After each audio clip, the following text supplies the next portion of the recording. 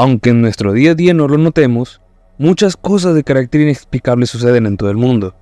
Noticias y sucesos ocultos al ojo público, que de enterarnos nos sería muy complicado vivir una vida cotidiana. Pero la verdad es que, aunque es conocido por algunos y desconocido por otros, este mundo cuenta con cantidades casi infinitas de normalidades, y casi todas merecen ser conocidas.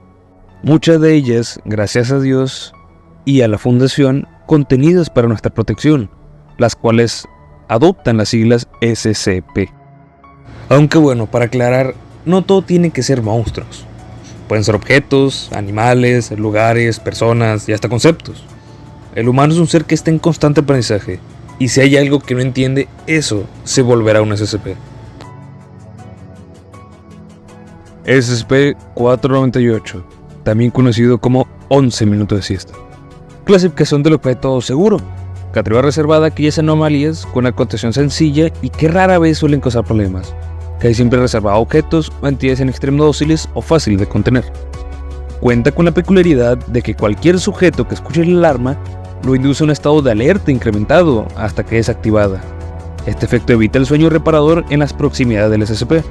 Además del botón de desactivado temporal y la pantalla, ningún otro botón parece funcionar.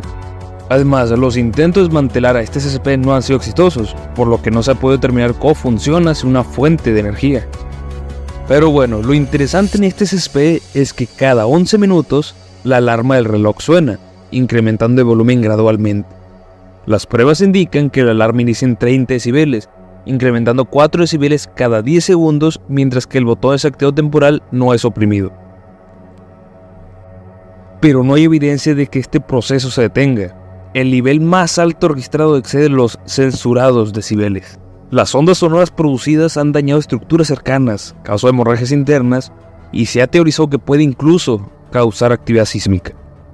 Empieza con un sonido leve, incluso para alarmas convencionales, pero si no se le presta atención, en unos 2 minutos y medio alcanzaría el equivalente al sonido producido por un tren con cada pitidito. Con 4 minutos y 10 segundos, el volumen sería equivalente al de un jet o avión en despegue con 130 decibeles. Pero en poco más de 4 minutos y medio, este reloj alcanzaría el límite de dolor acústico humano, con 140 decibeles. En poco menos de 8 minutos, alcanzaría el sonido provocado por la explosión nuclear de Hiroshima y Nagasaki, con más de 220 decibeles en cada repetición. Sobre decir el potencial cataclísmico que tiene este aparato. Imaginen lo que ocurría si no se lo toca durante horas o hasta días. La energía que puede llegar a producir sería suficiente como para destruir cualquier cosa que se atraviese a su paso, incluidos planetas enteros. Básicamente un potencial Black Bolt con cada repetición. Y por cierto, ¿saben por qué este reloj es catalogado como seguro? Porque la Fundación lo contiene con un bracito robot que lo presiona cada tantos minutos.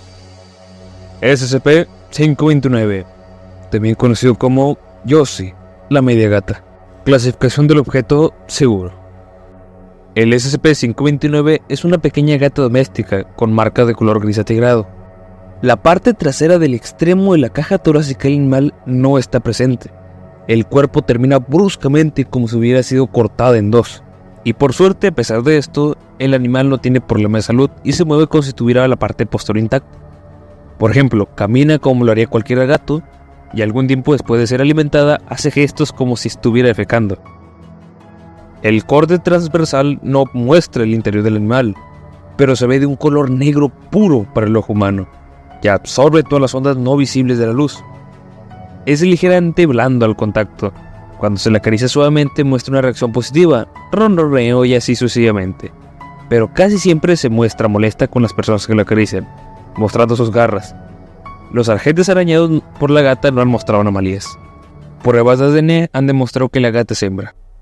Por cierto, la forma en la que contienen a esta gatita es no haciéndolo. Es tan cariñosa que se le permite moverse libremente por los niveles más bajos de la instalación, aunque el personal no tiene permitido darle queso. Ella se angustia si no da suficiente queso. SCP-1313, también conocido como Resuelva para oso.